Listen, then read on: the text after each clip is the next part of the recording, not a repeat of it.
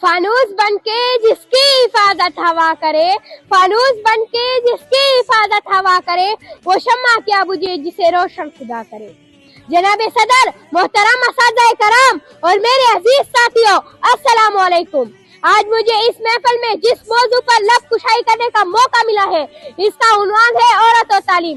صدر اعلی وقار خواتین معاشرے میں غیر امتیازی سلوک، عزت، احترام کے ساتھ برتاؤ کے مستحق ہے۔ معزز سامعین، حدیث نبی صلی اللہ علیہ وآلہ وسلم ہے، علم حاصل کرنا ہر مرد عورت پر فرض ہے۔ عورت روشنی، عورت علم، عورت خواب، عورت روشنی، عورت علم، عورت خواب، عورت کے بغیر دنیا خراب۔ لیکن اگر ہم اس مسئلے کو مذہبی نقطہ نگاہ سے دیکھیں، تب بھی ہمیں چاہیے کہ ہمیں عورت کو ان پڑھ رکھنے کی ہدایت کہیں نہیں ملتی۔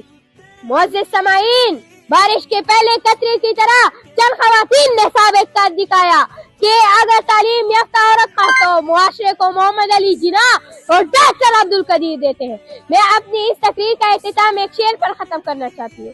پڑھنے دو انہیں کتابوں کو، پڑھنے دو انہیں کتابوں کو، علم کا نور پھیلنے دو، یہ بیٹیاں ہیں ناروں کی نے ستاروں تک پہنچنے دو۔